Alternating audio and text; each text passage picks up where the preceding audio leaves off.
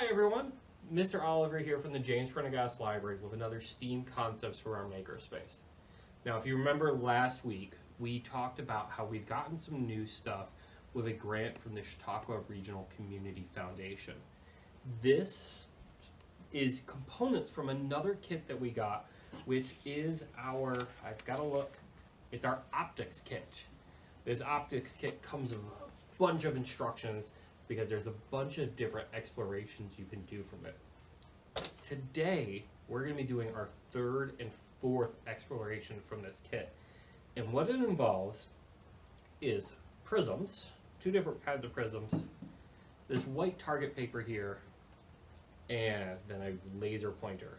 And of course, these holders that we've gotten set up for you. So when you guys check out this kit, all this stuff will be in there, and we'll have these holders already set up for you. That way you don't have to worry about putting them together and if they're wrong or anything like that. We've already taken care of all that for you, so it's really easy. And so the two prisms that we have, and a prism, let me back up and talk about that. So a prism is a chunk of glass that has angles on it that when light passes through it, a couple of different things happen. So if you were to take this outside in the sunlight, and when the sunlight hits it and it comes out the other end, it'll be broken down into a rainbow. That's why when you look outside after the rain has happened, there's water still in the air, and the water will act as a prism and it'll create a rainbow. In this case, we have two different kinds of prisms. We have this one right here, which is a right angle prism. And the reason why it's a right angle is because if I set it on the ground, or on the table here, it forms a right angle triangle. And so when you're making a triangle always has 3 points and 3 sides. And the degree, so how big the angle is, always adds up to 180. So of a right angle, or a right angle triangle, you have a 90-degree angle, and then a 45 and a 45. So that's 180. Another kind of triangle is called an equilateral triangle. And the reason why it's called equilateral is because each of these sides and these angles are equal to each other. So in this case, it's 60, 60, and 60. And if I was to put this right here, you would see that it's just a little bit smaller than the 90-degree angle on the right triangle. That's how you know it's less than 90. And it's actually, if I put it this way, it's bigger than the 45. So that's how you know. You do a comparison and you can figure stuff out. So what I'm going to do is I'm going to have one of the prisms set up here in front of our white target paper. Move this in the middle here so it's a little easier to work with. And then I will have this stand, and I will move this stand around, and what's going to happen is I will turn on my laser pointer, it'll hit the prism, and then it'll hit the paper. What I want you guys to think about when this happens is, where will the laser pointer be on the paper? Is the prism going to change it? And if it changes it, how does it change it?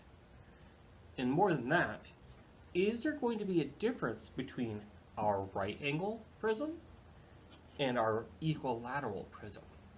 Does the size and shape of the angles cause a difference? All right, so let's go ahead and start. So I'm going to get everything set up here. And what I'm going to do in just a second is I'm going to turn off the lights. And when I do that, I'm going to activate or turn on our laser pointer. And I'm going to draw a line from the laser pointer to where it hits the prism. And then from wherever the dot of the laser pointer hits the paper, I'm going to draw backwards. And then we'll turn back the lights on, turn the lights back on, and we'll talk about what happened. All right? So, lights off. Okay, so I went ahead and got everything set up. Now, I'm not a huge fan of the instructions just because it doesn't talk about the distances that you have. And how far away apart everything should be.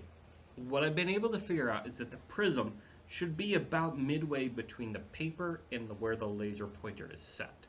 So I'm going to go ahead and turn on our laser pointer, and you do have to hold it. So, what I'm going to do is I'm going to try and stand up, because that might work a little better for me, and just making sure I'm seeing where everything is.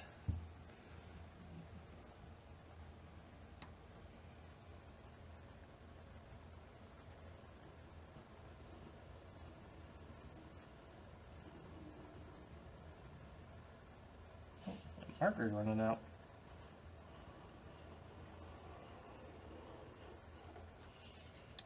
Looks like I got just about where it was hitting on the prism, and then from there going to go just underneath where it hits the paper,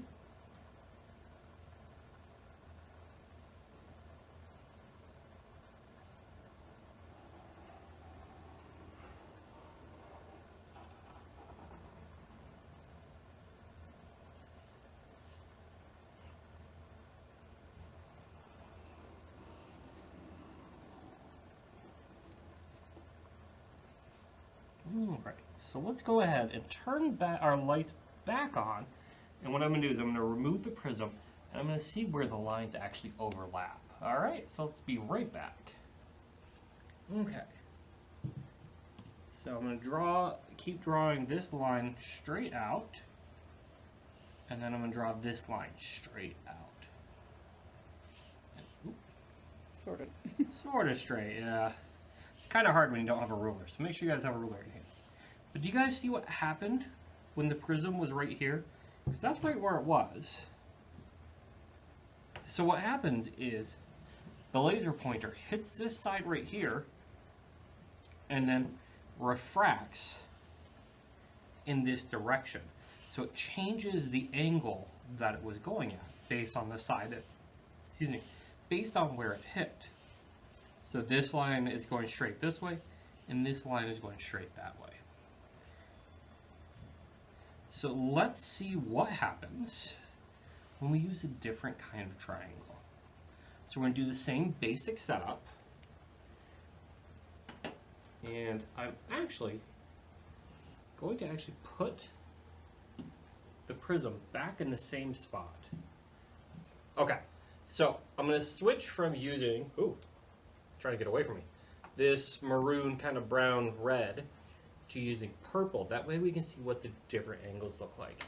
And I'm going to turn the lights out again, so be careful. Alright, so I'm going to turn the laser pointer back on. Oh wow, getting a bunch of different lights over there. Let me just twist my angle. There we go, just one now. You only want one. If you get a bunch, we might have to fix stuff. Alright, so I'm going to start here.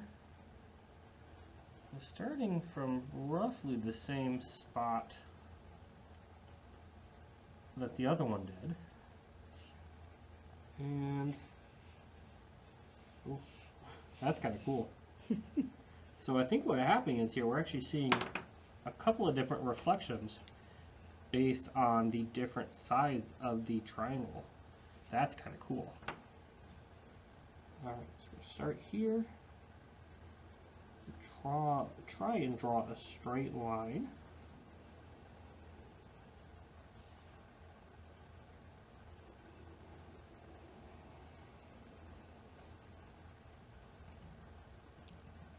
To our prism. It's cool how when you get closer to the prism, the laser light actually refracts onto the marker. Yes, that's really cool. And actually, if you in two spots. Yeah, if you hold it, it blocks out where it hits the paper too. Yeah. And I think that's because it's hitting, from where it's hitting, it's actually refracting off from both, it's called the facets, the different sides of the prism. I really like that. Alright, so let's turn the light back on, and we're going to join our two lines and see what happens. So I'm going to keep drawing my purple line out here, and drawing my purple line out here. And so right around in here is where our prism was. But if you see here that these lines are a lot closer together than our red maroon lines were. So it looks like the smaller the angle is, the closer the lines get to each other. That kind of makes sense because the smaller the degree of refraction, the smaller the difference would be. So this is a 60-degree angle. And then this over here would be a 90-degree angle. It's kind of interesting. So this has a lot of different applications for things that in the real world. I don't know how many of you guys have CD players or DVD players at home, but those use a laser to read what's on the disc. And this is also how we would work on something, say, like coastal and soil erosion from water. You would want to create barriers to cause the waves to go elsewhere. So in this case, our wave is the light and our barrier is the prism. And as the wave hits the barrier, the prism, it moves into a different direction.